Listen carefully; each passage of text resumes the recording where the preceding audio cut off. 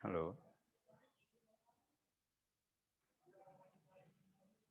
क्या आवाज़ आ रही है आप लोगों के पास? जी सर।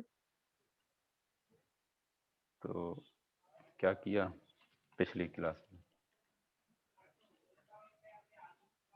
क्वेश्चन नंबर 14 तक कंप्लीट करवा दिए गए थे। कुछ करने के लिए कहा गया था और एक दो क्वेश्चन ऐसे हैं जो इस चैप्टर में, इस एक्सरसाइज में तो हैं, लेकिन वो एक्सरसाइज में जो हमने थ्योरी पढ़ी है उसका उपयोग करते हुए पूरा उसको हल नहीं कर सकते।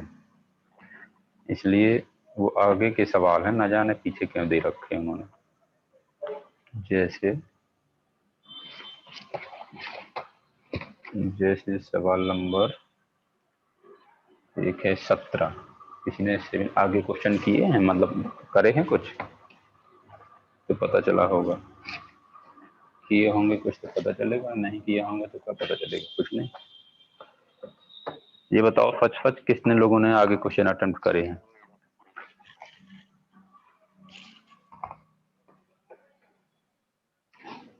किए किसने?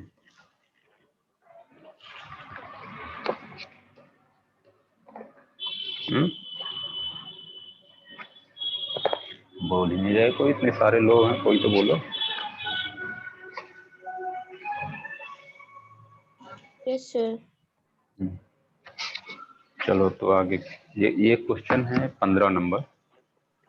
इस 15 नंबर क्वेश्चन को थोड़ा सा कर लेते हैं क्योंकि इसमें बहुत लोगों को कंफ्यूजन रहता है, जाने क्यों।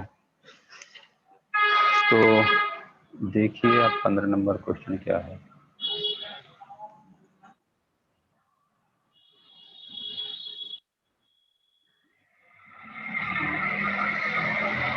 पंद्रह नंबर क्वेश्चन पढ़ लीजिए एक बार।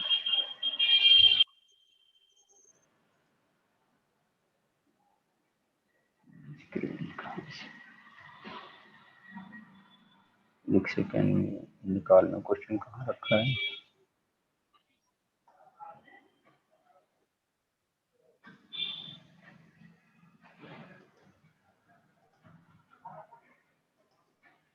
मिल गया।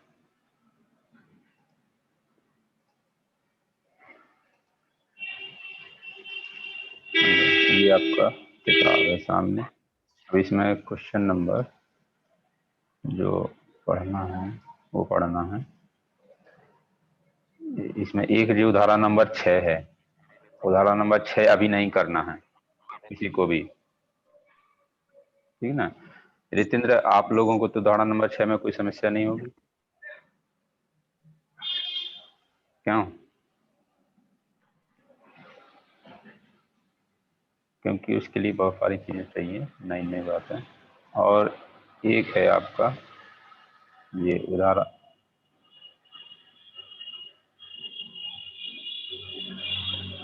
उदाहरण नंबर एक है कौन सा, 12 नंबर, उदाहरण नंबर 6, उदाहरण नंबर 12 और सवाल नंबर 17।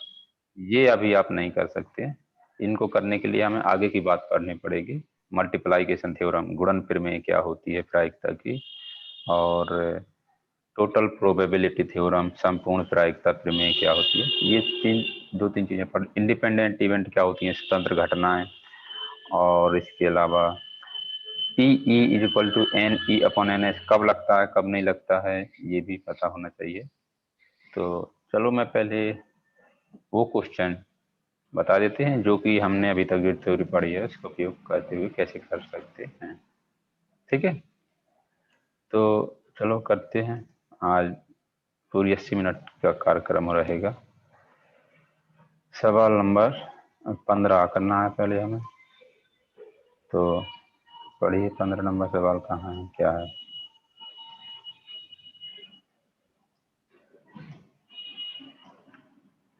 रीड कर लीजिए बहुत ध्यान से सवाल नंबर 15।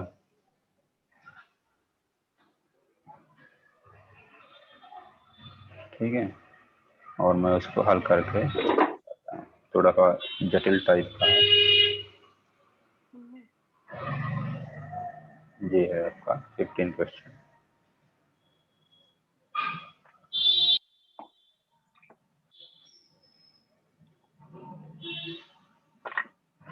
देखिए क्या कह रहा है, वो कह रहा है कि एक प्रशिक्षक के पास, प्रशिक्षक मतलब टीचर, टीचर के पास 377 प्रकार के आसान प्रश्न हैं। कितने हैं? 300। क्या आपको क्वेश्चन दिख रहा है सभी को? दूसरे 77 प्रकार के प्रश्न हैं। कितने हैं? 200। लेकिन वो कैसे हैं? कठिन।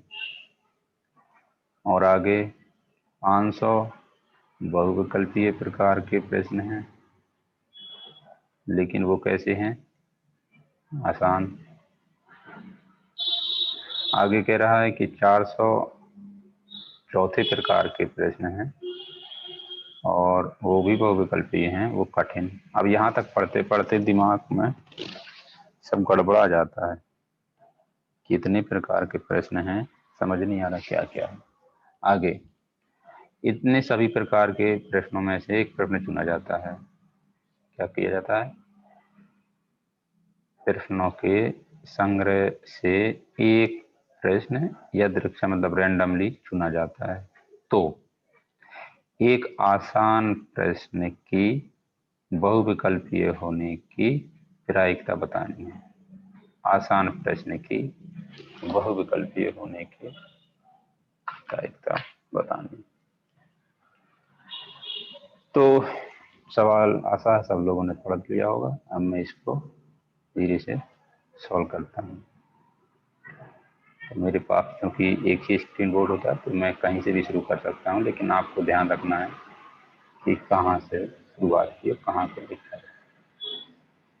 तो पहले तो मैं क्या करता हूँ, ये जो सारी जानकारी दे रखी है यहाँ पर, उसको एक व्यवस्थित ढंग से लिख लेता हूँ सारणी के रूप में। कैसे? ध्यान से देखिएगा, जैसा कि मैंने आपको कल बताया था। यहाँ पर मैं लिख लेता हूँ ये आसान, क्योंकि दो जातियां हैं सवाल उसकी, जो क्वेश्चन दे रखे हैं प्रश्न के अंदर, जो प्रश्न के टाइप दे रखे हैं, आसान है और कैसे हैं? कठिन। दो प्रकार के। इन दो प्रकार में भी दो प्रकार हैं। एक तो हैं सत्य सत्य प्रकार के, सत्य असत्य, और दूसरे हैं बहुविकल्पीय प्रकार के, विकल्पीय प्रकार के। अब आसान और सत्य सत्य कितने हैं? आसान प्रश्न हैं, सत्य सत्य हैं, वो कितने हैं? 300। तो 300 कहाँ लिख देंगे? यहाँ पर। ठीक है, यहाँ से पता चल रहा है कि आसान और सत्य सत्य कितने हैं? 300। आगे आसान और बहुविकल्पीय, आसान और बहुविकल्पीय कितने हैं? 500। तो यहाँ पर 500 लिख दिया जाएगा। ओके। उसके आगे कठिन प्रश्न है, लेकिन वो सत्य सत्य कितने हैं? 200। तो यहाँ पर कठिन की कैटेगरी में 200 आ जाएगा। अब आगे बहुविकल्पीय हैं और कठिन भी हैं, कठिन भी हैं और बहुविकल्पी भी हैं। कितने हैं? 400। तो ये आपका 400 हो जाएगा। यहाँ पर यहाँ तक कोई समस्या किसी को नहीं होनी चाहिए कि मैंने यहाँ पर जो ये एक पैराग्राफ के रूप में लिखा हुआ है, पैराग्राफ के रूप में लिखा हुआ है, कैसे इसको टेबुलेटेड रूप में लिख दिया। यहाँ तक आशा है किसी को कोई दिक्कत ना होती होगी। अब बात आती है कि पूछा क्या है, दिया क्या है, घटना किसको क्या मान है। तो देखो मैं यहाँ लिख रहा हूँ, तो माना कि दो घटनाएं हैं यहाँ पर, या तो प्रश्न चुनेंगे, या तो सत्ता सत्ता आएगा, या बहुविकल्पी आएगा, या आसान आएगा, या कठिन आएगा। ठीक है ना, बहुत सारी दुविधाएं। लेकिन हमने पूछा क्या है, तो एक प्रश्न की देखो ध्यान से क्या पूछा है। प्रश्न आसान हो, एक बात। दूसरी बात बहुविकल्पी हो, दूसरी बात। आसान हो और बहुविकल्पी हो। तो आसान और बहुविकल्पी, वो तो ये कैटेगरी है नहीं है। आसान हो और बहुविकल्पी हो। तो हम पहले नामकरण कर लेते हैं घटनाओं का। उनमें से एक घटना का नाम रख दिया E1 और उसको क्या पुकारेंगे, क्या कहेंगे? एक आसान प्रश्न का चुका जाना। एक आसान प्रश्न का चुना जाना। क्योंकि एक प्रश्न चुन रहे हैं हम, क्या चुन रहे हैं? एक प्रश्न चुन रहे हैं। किसमें से? इतने सारे में से 300 प्लस 200 500 500 कितने हो गए? 1000 1400 प्रश्न है, उनमें से एक प्रश्न चुन रहे हैं। उन 1400 प्रकार में 4 प्रकार की कैटेगरी है, सत्ता सत्ता आसान और कठिन, बहुविकल्पी, आसान और कठिन। तो हमने पहली घटना का नाम रखा है आसान प्रश्न। जो चुना गया है, जो चुना गया है आसान प्रश्न, वो कैसा है? आसान है। जो चुना गया है प्रश्न, एक प्रश्न 1400 में से, वो कैसा है? आसान है। क्योंकि हमें जो निकालना होता है उसी के दो पार्ट करके एक को घटना ए, एक को घटना बी या E1 और E2 का नाम दिया जाता है। दूसरी घटना का नाम रखते हैं E2। वो क्या है कि चुना गया प्रश्न कैसा है? बहुविकल्पी है। एक बहुविकल्पीय प्रश्न का चुना जाना। एक बहुविकल्पीय प्रश्न का चुना जाना। अब ये दो घटनाएं हो गई। E1 कह रहा है कि जो चुना गया प्रश्न है वो कैसा? आसान है। दूसरा कह रहा है, दूसरी घटना है जो E2 है, वो कह रही है कि बहुविकल्पीय है। लेकिन आपको ना तो E1 चाहिए ना ही E2 चाहिए। ध्यान से क्वेश्चन को यदि पढ़ोगे, यहाँ से यहाँ तक, कहाँ से कहाँ तक, यहाँ से यहाँ तक यदि आप ध्यान से पढ़ोगे तो आपको पता चलेगा क्या पूछा गया है। तो मुझे आप बताएं क्या पूछा गया है। मैं लिख रहा हूँ यहाँ पर प्रायिकता, प्रायिकता कोष्टक और ये ओब्लिक। अब E1 कहाँ लिखना है, E2 कहाँ लिखना है, ये आपको थोड़ा सा बहुत सावधानी पूर्वक रखना है। तो बहुविकल्पीय होने की प्रायिकता, आसान प्रश्न की, आपको पता है, क्या पता है? यहाँ पर जो भाषा है ना, वो बहुत बहुत मतलब है एक्स्ट्राऑर्डिनरी यूज की गई है। तो आप इसको साधारण तौर पर तो ये निकाल देंगे कि बहुविकल्पीय होने की प्रायिकता। लेकिन आपको मालूम क्या है यहाँ पर? आपको यहाँ मालूम क्या है? यदि आप इस कैटेगरी में से प्रश्न को चुनते हैं, इस कैटेगरी में से, और ये चुनते हैं, तो स्वाभाविक है वो कैसा होगा? पहले तो वो बहुविकल्पीय होगा, उसके बाद वो आसान होगा। होगा कि नहीं होगा? लेकिन यदि मुझसे कोई ऐसा कहने लगे कि हम ऐसे चुनेंगे इस कैटेगरी में से, ये इस कैटेगरी में से, तो अब यहाँ से आपने चुना तो, लेकिन आसान चुना। अब आसान में दो हैं, सत्य या असत्य, बहुविकल्पी है। तो हमें जो पता करना है वो ये पता करना है कि आसान प्रश्न के बहुविकल्पीय होने की। तो यहाँ पर हम ये पूछ रहे हैं आपसे कि ये लिखा जाए या फिर ये लिखा जाए। यहाँ पर लोगों को दिक्कत होती है, इनमें से कौन सा सही है, पहला वाला या दूसरा वाला, क्या पता करना है। और एक बात आपकी जानकारी के लिए बता दूं, जब आपको ऐसी सिचुएशन आ जाए कि पता ही नहीं चल रहा क्या पता करना, तो मैं तो कहूंगा दोनों पता कर दो। एक तो बहुत ही निराली स्थिति होती है वो कि पता ना चले, लेकिन जनरली पता चल जाता है यदि बहुत ध्यान से पढ़ोगे। तो यहाँ पर मुझे ये बताओ सभी लोग कि क्या पता करना है, ये वाला चीज पता करना है यहाँ पर कि ये वाला चीज पता करना है? इसका क्या मतलब है यहाँ से जो यहाँ तक की कहानी है, बताएगा कोई?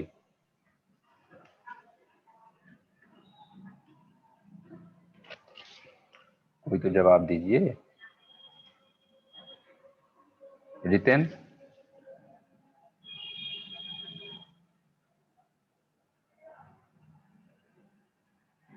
शोभना, आप बताएंगे? ये सिर्फ दूसरा वाला। दूसरा वाला कितने लोग कह रहे हैं दूसरा वाला?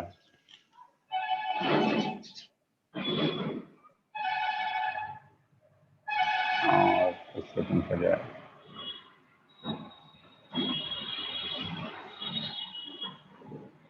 चलिए ठीक है सर। आप अब यहाँ से जैसे हम इसकी बात करते हैं दूसरे वाले की, चलो आपने बात करी तो निकाल के देखते हैं। तो इसको हम क्या लिखेंगे? इसको हम लिख सकते हैं एन E1, ऊपर लिखेंगे एन E2 इंटरसेक्शन E1। ठीक है, यही लिखेंगे, कुछ और लिखेंगे? प्रायिकता के पदों में भी लिख सकते हैं, लेकिन क्योंकि यहाँ पर डाटा जो दे रखी है, हमें जानकारी दे रखी है, वो संख्या दे रखी है, तो हम एन के पदों में लिखेंगे सारी बातें। एन E1 क्या है? E1 क्या है? E1 आसान प्रश्न का होना। E1 है आसान प्रश्न का होना। अब आसान प्रश्न कितने हैं? आसान तो आपका ये भी है और आसान ये भी है, तो टोटल कितने हो गए? 300 प्लस 800 हो गए, नहीं हो गए? इसकी जगह पर एन E1 मतलब आसान प्रश्न मतलब 300 प्लस 500। अब बात आती है ऊपर क्या ये लिखा है, ये कैसे पता चलेगा? तो इसको आपको समझना पड़ेगा। कैसे? E1 का मतलब है आसान होना, E2 का मतलब है बहुविकल्पीय होना, तो E1 इंटरसेक्शन E2 क्या होगा? E1 intersection E2।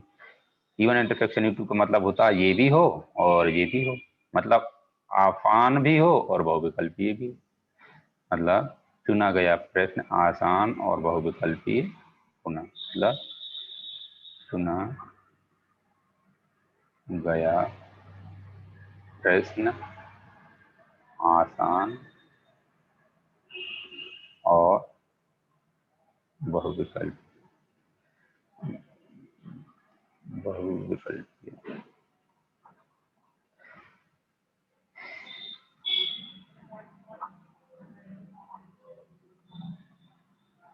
से कोई डाउट हो तो पूछ सकता है। बहुविकल्पीय चुना गया प्रश्न है जो आसान और बहुविकल्पीय है। अब आप देखो आसान भी है बहुविकल्पीय भी है, क्यों? इंटरसेक्शन की बात कर रहे हैं ना, तो दोनों बातें होनी चाहिए। E1 कह रही है, E1 का मतलब है आसान होना और E2 का मतलब है बहुविकल्पीय होना, है नहीं? तो इंटरसेक्शन का मतलब होता है दोनों होना, दोनों का मतलब एंड, अंग्रेजी का एंड या फिर हिंदी का और।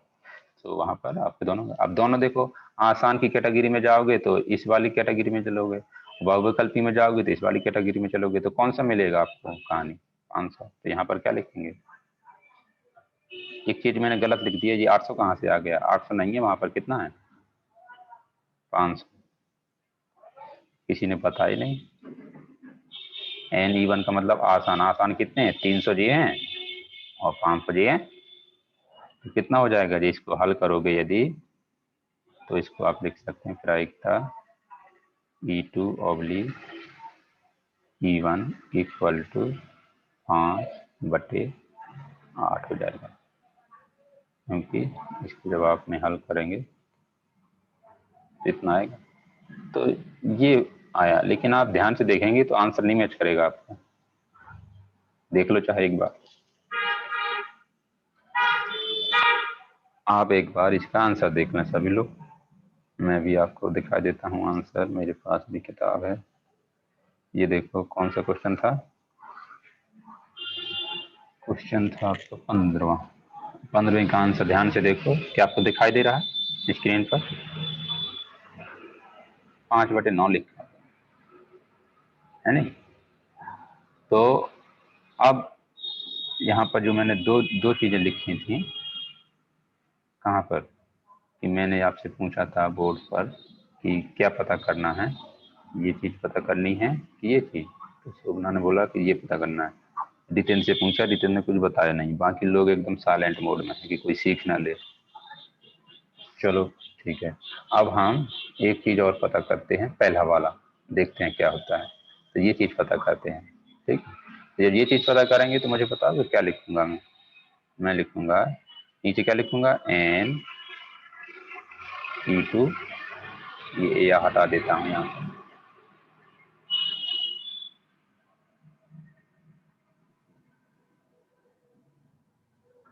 अरे मिट जा भाई, यहाँ पर आएगा E2, फिर गंदा हो गया।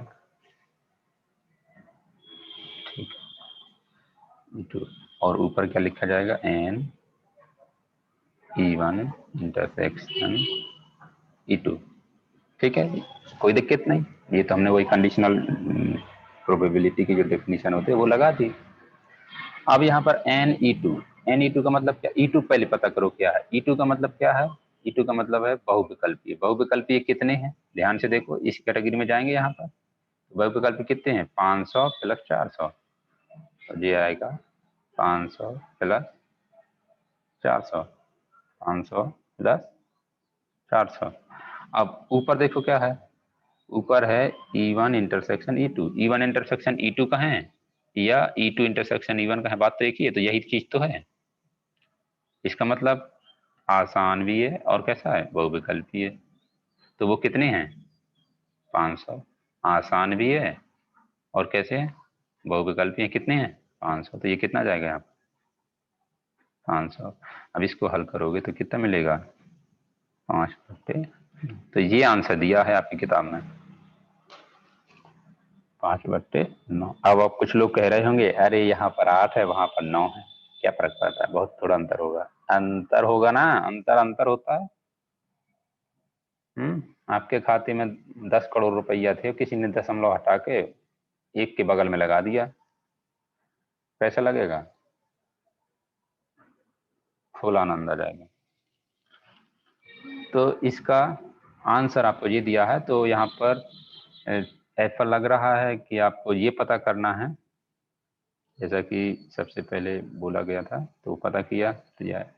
तो जब ऐसी दुविधा हो तो हम कह रहे दोनों निकाल दो परीक्षा में। यदि मान लीजिए थोड़ी देर के लिए, एक तो ऐसी दुविधा वाली सवाल आते नहीं है, स्पष्टता पूछते हैं आपसे, मान लीजिए ऐसे सवाल आ भी जाते हैं, तो आपको क्या करना है, इसको निकाल दो उसमें, मतलब पूरा क्वेश्चन दोनों दोनों दोनों पार्ट निकाल दो, कोई दिक्कत की बात नहीं है।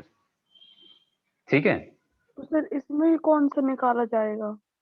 इसमें निकाला जाएगा पहला, जिसका आंसर आ रहा 5/9। वैसे इसका जो ज्यादा स्पष्टता लोगों को समझ में आ रहा पहली बार पढ़ने पर, वो आ रहा पहला, दूसरा वाला, जिसका आंसर आ रहा 5/8, जो कि हमने पहले निकाला था, जो हमने पहले निकाला था 5/8, वो ज्यादातर लोगों को समझ में आ रहा है कि यही पता करना है। और दूसरा वाला तो बहुत ही रेयर है। रितेंद्र आप बताएं कुछ, इसमें क्या क्या पता करना था। माइक तो ऑन कर लो। हितेन साहू, रियलमी नाजारो 30A, ये देखो एक में एक नाम रखे हैं जी, बिना गुम नाम लोग। हाँ बताएंगे रितेन।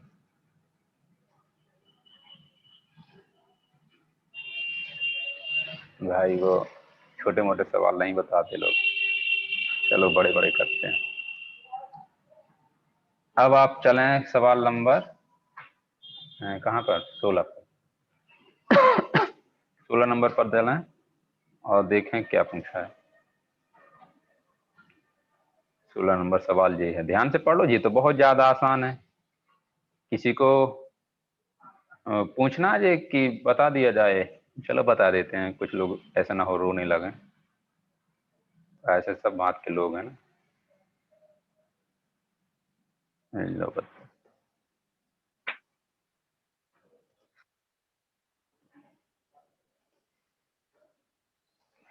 ये है आपका एक क्वेश्चन, और इस क्वेश्चन को ध्यान से पहले एक बार रीड कर लो, एक बार क्या कर लो, रीड कर लो इसको, तभी ढंग पड़ेगी। और इसमें एक बात लिखी है, क्या बात लिखी है इस सवाल में, ध्यान से पढ़ोगे तो क्या बात लिखी है जो कि थोड़ा सा हजम होने में दिक्कत कर रही है, वो है समपासा। ये क्या होता है, विषम पासा भी होता है क्या, समपासे का यहाँ पर समपास समपासे का मतलब यहाँ पर यूं समझ लो कि 2 4 कैसा। 2 4 6 अंक से है। अच्छा, लेकिन इसमें तो ध्यान से देखो, ये भी लिखा है, क्या लिखा है, 1 है, 3 भी है, 5 भी है, लिखा नहीं लिखा। समपासे का यस मतलब ये, सर। समपासे का मतलब ये नहीं है जो आप बता रहे हैं। यहाँ पर समपासे का मतलब ये है कि पासा आपका शुद्ध है, अनबायास्ड है, ठीक है। लिखना नहीं चाहिए, यस सर। ये नए नए शब्द का उपयोग करते रहते हैं, ज्ञान बांटते रहते हैं और तुम लोग कंफ्यूज हो जाते हैं। तो समपासे का मतलब यहाँ पर है, समपासा का मतलब है एकदम शुद्ध। अब ये कहेंगे आप शुद्ध पासा का होता है, शुद्ध पासा का मतलब है ऐसा पासा जिसमें एक के आने की उतनी संभावना है जितनी दो की, और जितनी दो की उतनी ही तीन की, जितनी तीन की उतने ही चार की, उतनी ही पांच की, उतनी ही छह की। मतलब हर एक आउटकम आने की संभावना कितनी है, बराबर। किसी भी आउटकम आने की संभावना ना कम है ना ज्यादा है। ऐसा होता नहीं है लेकिन, क्योंकि ऐसा पासा बनाने में बहुत ज्यादा खर्च आता है, बहुत ज्यादा दिमाग लगता है, बहुत ज्यादा मशीनरी का उपयोग होता है, बहुत ज्यादा इंजीनियरिंग का उपयोग होता है, तब वो बन पाता है ऐसा पासा। फिर भी आइडियल नहीं बन पाता है। ऐसा क्यों है, ऐसा क्यों नहीं है, वो बहुत आसान है समझना। क्योंकि फिजिक्स यदि आपने पढ़ा है तो पासा आपने देखा होगा कैसा होता है, ऐसा होता है। Yes sir. तो हम कीवर्ड तो बना सकते हैं आसानी से, लेकिन अब आपको क्या करना है, डॉट लिखना है। डॉट, डॉट का मतलब कहीं एक लिखोगे ऐसा, कहीं दो लिखोगे ऐसा, कहीं तीन लिखोगे। Yes sir. तो ये तीन लिखोगे किसी मटेरियल से ही लिखोगे, या तो गड्ढा करोगे या कोई मटेरियल जोड़ोगे। जैसा कि आप सांप सीढ़ी खेलते हैं तो उसमें देखते हैं कि गुलाबी कलर की पूरी बॉडी है, तो उसमें जो पॉइंट रखे हुए हैं वो सफेद रखे हुए हैं या ब्लू रखे हुए हैं या पीले रखे हुए हैं। तो ये जो है उसका सेंटर ऑफ ग्रेविटी जो होता है, सेंटर ऑफ मास होता है, द्रव्यमान केंद्र या गुरुत्व केंद्र, वो बदल देता है। यदि हमें ये डॉट ना लगाने हों, ये चिन्ह ना बनाने हों, तो मटेरियल वहां पर बना रहेगा, तो उसका सेंटर ऑफ ग्रेविटी मतलब सेंटर ऑफ मास वही रहेगा जो क्यूबॉइड का सेंटर ऑफ मास होता है। और क्यूबॉइड का सेंटर ऑफ मास पूछ लूं मैं कुछ लोगों से कहाँ होता है। हाँ, योगेश विश्वकर्मा आप बताएं कि सेंटर ऑफ ग्रेविटी मतलब द्रव्यमान केंद्र कहाँ पर होता है घन का।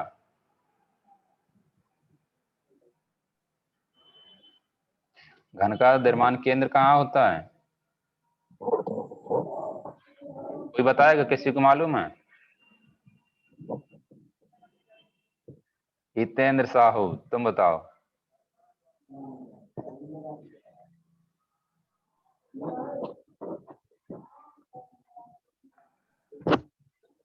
ये और कौन है, शिल्पी राजपूत। द्रव्यमान केंद्र कहाँ होता है, किसका, घन का। अरे ये तो कोई बता नहीं रहा, किसी को है मालूम, किसी को नहीं मालूम। विकर्णों के कटान बिंदु पर। हाँ, विकर्णों का जो मुख्य विकर्ण होते हैं उसके कटान बिंदु पर। चलिए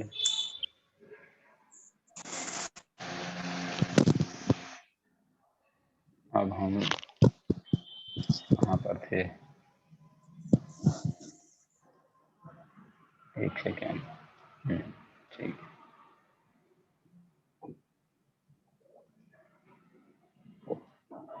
तो विकर्णों का जो मुख्य विकर्णों का कटान बिंदु होता है, मुख्य विकर्णों का जो कटान बिंदु होता है वो है जो घन का गुरुत्व केंद्र, गुरुत्व केंद्र या द्रव्यमान केंद्र, द्रव्यमान केंद्र कहलाता। ये आपने फिजिक्स में पढ़ा होगा कक्षा 11 में इन डिटेल, उससे हमें कोई लेना देना नहीं है। अब आपको हम यहाँ पे ये क्वेश्चन बताते हैं क्या। तो हम यह कह रहे थे कि इसमें डॉट या तो लगाने पड़ेंगे, मतलब मटेरियल हमें जोड़ना पड़ेगा, या फिर गड्ढे करने पड़ेंगे वो बनाने के लिए, डॉट बनाने के लिए। तो मटेरियल रिमूव करना पड़ेगा, जिस वजह से इसका सेंटर ऑफ मास डिस्प्लेस हो जाएगा, वहां नहीं रहेगा जहां रहना चाहिए। और जब वहां नहीं रहेगा तो किसी एक आउटकम के आने की संभावना बढ़ जाएगी, किसी की घट जाएगी। मतलब कई बार आपने देखा होगा फांस सीढ़ी खेलते वक्त कि यार कोई कोई फांसा लेते हैं तो उसमें 6 बहुत आता है, कोई कोई फांसा लेते हैं तो उसमें एक ही एक आता है, क्योंकि उनमें दोष होता है ना, दोष डिफेक्ट होता है, इसलिए होता है। चलिए ठीक है, अब हम यहाँ पर सवाल नंबर फर्स्ट करते हैं। फर्स्ट में 2 पार्ट हैं, एक पार्ट और दूसरा पार्ट। तो यहाँ पर लिखते हैं फर्स्ट और यहाँ लिखते हैं प्रायिकता E1 oblique E2 equal to n E2, ऊपर लिखेंगे n E1 intersection E2।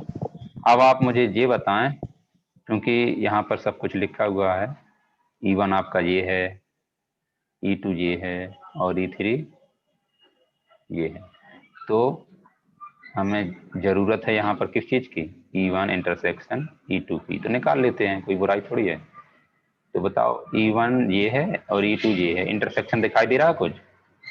Yes sir, 3 हो गया। कॉमन है। यहाँ पर n E1 इंटरसेक्शन E2 कितना लिख लेंगे, 1। ठीक है, एक ही तो फलक है इसके अंदर, एक तरह से क्या, यस तो 1 लिख दिया। E2 के अंदर कितने लोग हैं, E2 के अंदर 2 लोग हैं। यहीं से समझ में नहीं आ रहा, E2 के अंदर देखो, E2 के अंदर 2 लोग हैं। तो यहाँ पर इसको देख कर हमने लिख दिया n E2 कितना है, 2 है। यहाँ पर हो गया 2, तो इसका आंसर कितना हो गया, 1/2 खत्म। अब दूसरा पार्ट साफ सुथरा ढंग से करना है।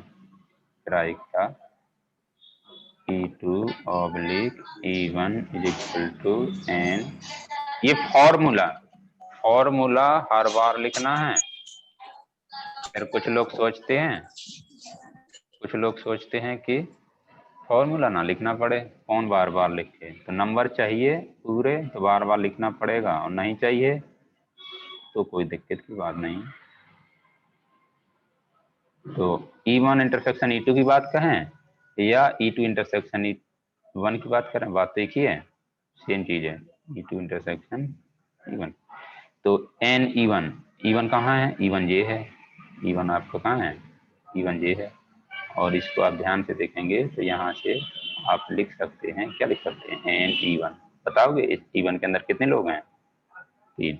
तो n E1 कितना हो जाएगा, 3। और E1 इंटरसेक्शन E2 के अंदर कितने लोग हैं, 1। तो ये कितना है, तो इसका आंसर कितना हो गया, 3, 1/3। ठीक है, तो पहला पार्ट ये पूर्ण रूप से कंप्लीट हो गया। अब परीक्षा में क्या आता है, उन्होंने ये मान लीजिए ये क्वेश्चन आ गया तो मैं मारे खुशी की, ये बन रहा है भयंकर तरीके से, तो मैं आधा आधा करके चले आए वहां पर, इतना ये कर आए, इतना ये कर आए, इतना ये कर, ये सब छोड़ के चले आए। वहां सब होता है ये सब, हाई स्कूल में भी हुआ होगा और अभी भी होगा यदि ध्यान नहीं दोगे तो। ठीक है, तो ऐसा नहीं करना है, खुशी अपनी जगह है और सही सही करना अपनी जगह है। अब सवाल नंबर दूसरा पढ़ो, क्या कह रहा सवाल नंबर दूसरा। प्रायिकता E1 ऑब्लिक E3 कितना आएगा, n E3 n E1 intersection E3। अब मैं थोड़ा सा इसमें शॉर्ट कर देता हूं क्योंकि आप इतने तो समझदार होंगे ही। n E3 कितने हैं, E3 के अंदर कितने लोग हैं, 4 है, नहीं है। और E1 और E3 के बीच में कितने कॉमन हैं, ये है E1 और ये है आपका E3। कॉमन बताओ कितने हैं, 3 इसमें भी है, 3 इसमें भी है, 5 इसमें भी है, 5 इसमें भी है, 2 ही तो है कॉमन। हमें E1 इंटरसेक्शन E3 चाहिए, तो कितने कॉमन है, 2 ही तो हैं। 2 तो यहाँ 2 लिख देंगे, 2 लिखने के बाद यहाँ पर आ जाएगा 1/2। तो आपसे ये पूछा गया था, तो इसकी वैल्यू कितनी आ गई, बटे 2।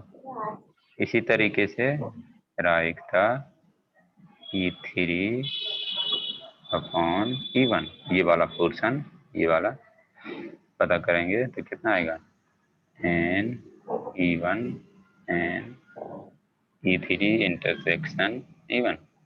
तो n E1 के अंदर कितने लोग हैं, 3, तो यहाँ पर 3 लिख देंगे। और E3 इंटरसेक्शन E1 तो यही है जो ऊपर था, तो वो कितने थे, 2, यहाँ पे 2 हो जाएगा। तो इसका आंसर कितना हो गया, 2/2। ठीक है, कोई समस्या? अब हम अगला क्वेश्चन है जो थोड़ा सा महत्वपूर्ण है, तो उसको हम कर लेते हैं।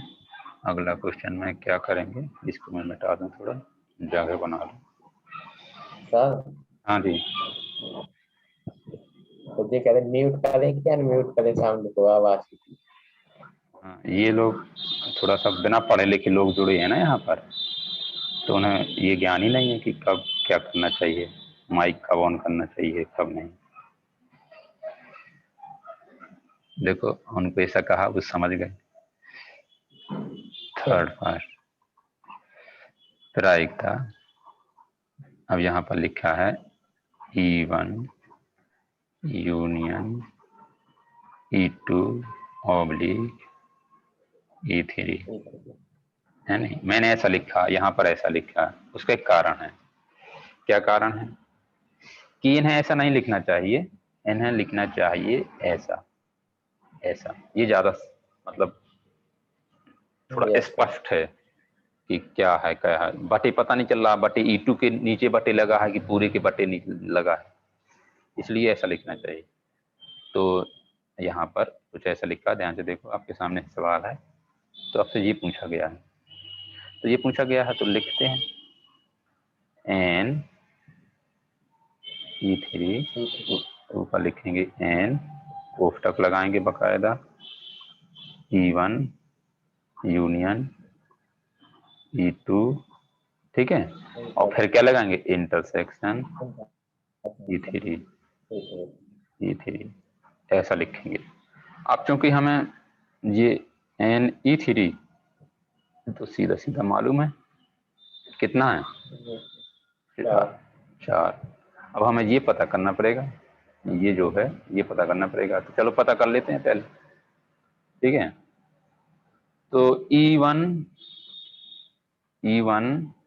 यूनियन E2, यहाँ क्या लिखा है, E1 यूनियन E2, तो पहले तो ये पता करते हैं, E1 यूनियन E2। यूनियन जानते हो कैसे निकालते हैं, यूनियन निकालते हैं, इसमें हो तो भी लिखेंगे, इसमें हो तो भी लिखेंगे, दोनों में हो तो भी लिखेंगे, है नहीं।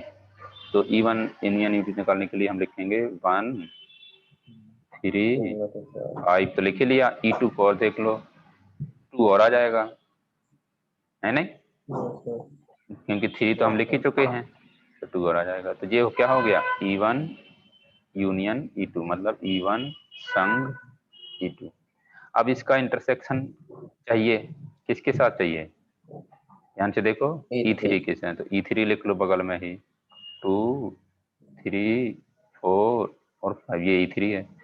अब यहाँ पे इंटरसेक्शन चाहिए, तो मैंने ये चिन्ह लगा दिया इंटरसेक्शन का। अब इसमें से तुम्हें देखना है दोनों सेट में क्या इंटरसेक्शन है। तो 3 क्या है, क्या, हाँ 3 तो दिखाई दे रहा है कॉमन, 5 भी दिखाई दे रहा है, 2 भी दिखाई दे रहा है, तो यहाँ पर लिख लेंगे 2 3 5। तो इसका मतलब ये हुआ कि E1 यूनियन E2